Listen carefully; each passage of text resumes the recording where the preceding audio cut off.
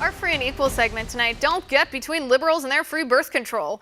Feminists are up in arms after the Trump administration announced they were rolling back the Obamacare contraceptive mandate.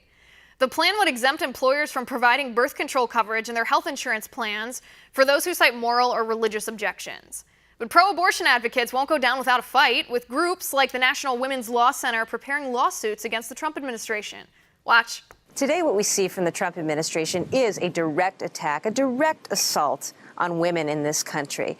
And under the guise of religious freedom, which already existed under the law. Friday afternoon, California Attorney General Javier Becerra filed a lawsuit against the Trump administration's order.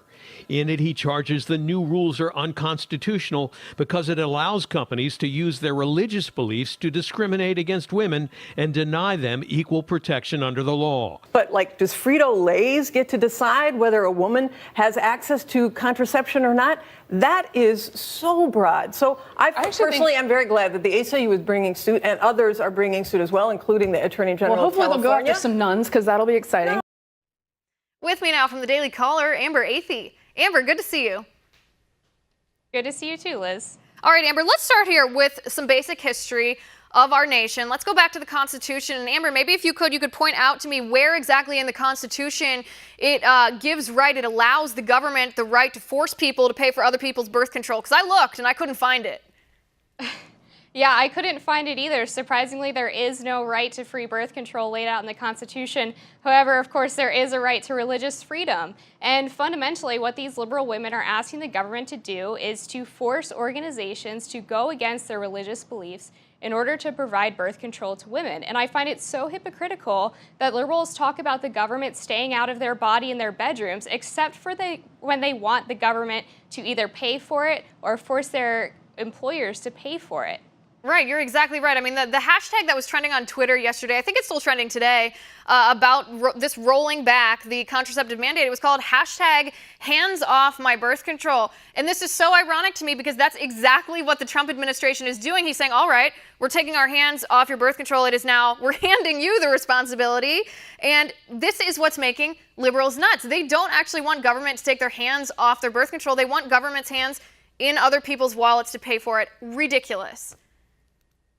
That's exactly right. And the other part of this debate that's really frustrating to me is that these feminist groups are spreading blatant falsehoods about how many women would be affected by this mandate. So NARAL and Planned Parenthood both tweeted this week that 62 million women had their birth control under attack by the Trump administration. But if you look at the statistics, the HHS has already said that about 120,000 women would be affected, meaning 99.9% of women who have their birth control covered by their employers don't have to worry about this at all. Right, and I mean, I think that leads into the point that, and liberals are purposely skewing this narrative. They're doing it on purpose because they want people to believe that Republicans, you know, the party of the old white men, the old rich white men, are denying women birth control in order to make women subservient. Nothing could be further than the truth. The problem here is the religious liberty violation for one thing, but it's also a matter of a lot of these birth control pills are abortifacients.